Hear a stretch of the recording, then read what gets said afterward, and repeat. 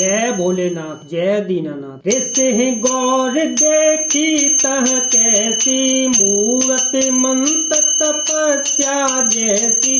बोले मुनि सुन शैल कुमारी, करहु कवन कारण तप भारी। ऋषियों ने वहां जाकर पार्वती को कैसी देखा, मानो मूर्तिमान तपस्या ही हो। मुनि बोले, हे शैल कुमारी सुनो, तुम किस लिए इतना कठोर तप कर रही हो। कहे अवराधो का तुम चहूँ, हम सन सत्य मरम पिन कहूँ। कहत बचन मनु अति सकुचाई, हंसे हूँ तूने हमारे जड़ताई। तुम किसकी आराधना करती हो और क्या चाहती हो, हमसे अपना सच्चा भेद क्यों नहीं कहती। पार्वती ने कहा, बात कहते मन बहुत सच्चाता है, आप लोग मेरी मूर्खता सुनकर हंसेंगे। मनुहट परान सुनई सिखावा, चहत बार पर भीति उठावा। नारद कहा सत्य सोई जाना, बिनु पंख हम चाहि उड़ाना। मन ने हट पकड़ लिया है, वह उपदेश नहीं सुनता और जल पर दीवार उठाना चाहता है। नारद जी ने जो कह दिया उसे सत्य जानकर मैं बिना ही पंख के उड़ना चाहती हूँ। देखा हूँ मुनि अविवेको हमारा, चाहिए सदा से वही भरतारा। हे मुनियो, आप मेरा अज्ञान तो देखिए कि मैं सदा शिव जी को ही पति बनाना चाहती हूँ। सुनत बचन बिहसे ऋषय, गिर संभव तब दे। नारद करे उपदेश सुनी, कहूँ बसे किस गेह। पार्वती जी की बात सुनते ही ऋषि लोग हंस पड़े और बोले, तुम्हारा शरीर पर्वत से ही उत्पन्न हुआ है, भला कहो तो नारद का उपदेश सुनकर आज तक किसका गर्भ बसा है। दक्ष सुत उपदेश जाई, तिन फिर भवन न देखाई। चित्र के तुकर घर उन डाला, कनक सी पुकर पुण्यत हाला। उन्होंने जाकर दक्ष के पुत्रों को उपदेश दिया था, जिससे उन्होंने फिर लौटकर घर का मुंह भी नहीं देखा। चित्रकेतु के घर को नारद ने ही चौपट किया, फिर यही हाल हिरण्यकश्यप का हुआ। नारद सिख जय सुनहि नर नारी, अवश्य हो हितारी भवनु भिखारी।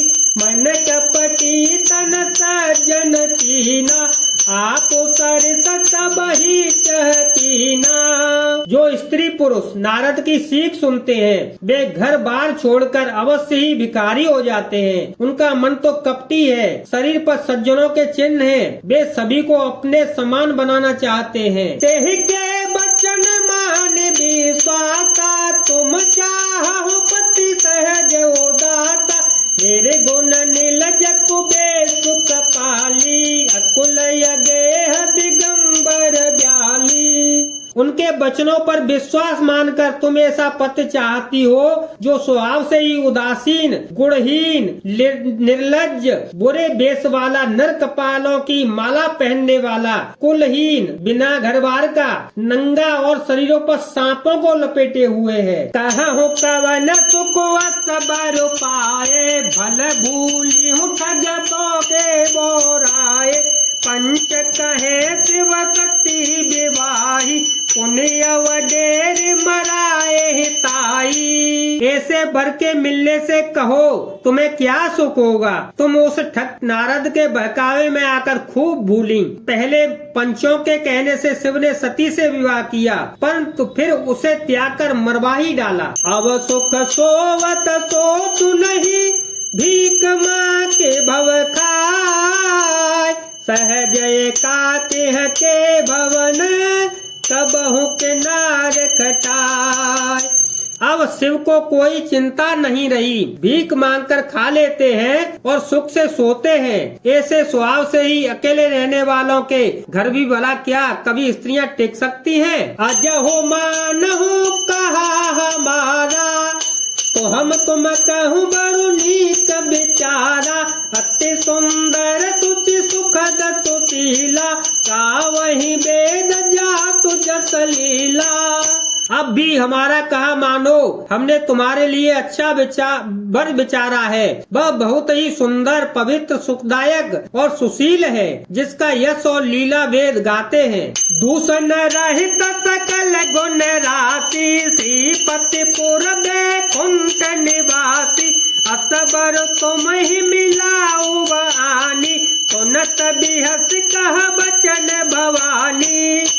वह दोषों से रहित, सारे सद्गुणों की राशि, लक्ष्मी का स्वामी और बैकुंठपुरी का रहने वाला है। हम ऐसे वर को लाकर तुमसे मिलवा देंगे। यह सुनते ही पार्वती सी हंसकर बोली, सत्य कहे गिरि भव तनु एहा, हट न छूट छूटे बरु देहा, कनक पुण्य पसदान ते होई, यारे सहजुन परिहर सोई। आपने यह सत्य ही कहा कि मेरा यह शरीर पर्वत से उत्पन्न हुआ है, इसलिए हट नहीं छूटेगा। शरीर भले ही छूट जाए, सोनावी पत्थर से ही उत्पन्न होता है, सो वह जलाए जाने पर भी अपने स्वभाव तो को नहीं छोड़ता। नारद बचन में परिहरऊं, बसऊ भवन उजरऊ नहीं डरऊं, गुरु के बचन प्रतीति न जेहि, सपने हो सुगमन सुख सिद्धते ही। अतः मैं नारद जी के वचनों को नहीं छोड़ूंगी, चाहे घर बसे या उजड़े, इससे मैं नहीं डरने वाली। जिसको गुरुओं के वचन में विश्वास नहीं, उसको सुख और सिद्धि स्वप्न में भी सुगम नहीं होती। महादेव गुण भवन, विष्णु सकल गुण धार, यही कर रानु रम जाहि सन, ते ही सन का। माना कि महादेव जी अवगुणों के भवन हैं और विष्णु समस्त सद्गुणों के धाम है, पर जिनका मन जिसमें रम गया उसको तो उसी से काम है। जो तुम मिलते हो प्रथम मुनीसा, सुनती हूँ सिख तुम्हारे धर सीसा, अब मैं जन्म से अम्बुहित हारा, को गुण दूषण करे बेचारा। हे मुनीश्वरों, यदि आप पहले मिलते तो मैं आपका उपदेश सिर माथे रख लेती, परंतु अब तो मैं अपना जन्म शिव जी के लिए हार चुकी हूँ, फिर गुण दोषों का विचार कौन करे। जो तुम्हारे हट हृदय विशेषी, रही न जाए बिनु किए विशेषी, तो कहीं आल सुनाही, भरत न्याय नेक जग माही। यदि आपके हृदय में बहुत ही हट है और विवाह की बातचीत बरेखी किए बिना आपसे रह नहीं जा रहा, तो संसार में वर कन्या बहुत हैं। खिलवाड़ करने वालों को आलस तो होता नहीं, और कहीं जाकर कीजिए। जन्म कोटि लगे रगर हमारी, बरऊ सांबुन तरह कुआरी, तजऊ नारद कर उपदेशु, आप कहे सत बार महेशु। मेरा तो करोड़ जन्मों तक यही हट रहेगा कि या तो शिव जी की बरूंगी, नहीं तो कुंवारी ही रहूंगी। स्वयं शिव जी 100 बार करें तो भी मैं नारद के उपदेश को न छोड़ूंगी। मैं पाप कहे जगदम्बा, तुम ग्रह गवन भयऊ विलम्बा, देखे प्रेम बोले मुनि ज्ञानी, जय जय जय जगदम्बिके भवानी। जगत जगन्नी पार्वती जी ने कहा कि मैं आपके पैरों में पड़ती हूँ, आप अपने घर जाइए, बहुत देर हो गई। शिव जी मैं पार्वती का ऐसा प्रेम देखकर ज्ञानी मुनि बोले, हे जगत जननी, हे भवानी, आपकी जय हो, जय हो। तुम माया भगवान शिव, सकल गजत पितुमार, नाय चरण सिर मुनि चले, पुण्य पुण्य हर सतगा। आप माया है और शिवजी भगवान है, आप दोनों समस्त जगत के माता पिता हैं। यह कहकर मुनि पार्वती के चरणों में सिर नवाकर चल दिए। उनके शरीर बार बार पुलकित हो उठे। जाए मुनि हिम बंत पठाए, कर बिनती गिर जाहे ग्रह लाए, बहुर सप्तर शिव पह जाई, कथा उपाचे सकल सुनाई। मुनियों ने जाकर हिमवान को पार्वती जी के पास भेजा और विनती करके उनको घर ले आए। फिर सप्तऋषियों ने शिव जी के पास जाकर उनको पार्वती जी की सारी कथा सुनाई। हे मगन शिव सुनत स्नेहा, हर्ष सप्तऋषि गवने गेहा। मनु सिर कर तव शंभु तो जाना, लगे करन रघुनायक ध्याना। पार्वती जी का प्रेम सुनते ही शिव जी आनंदमय हो गए। सप्तऋषि प्रसन्न होकर अपने घर ब्रह्मलोक को चले गए। तब सुजान शिव जी मन को स्थिर करके श्री रघुनाथ जी का ध्यान करने लगे।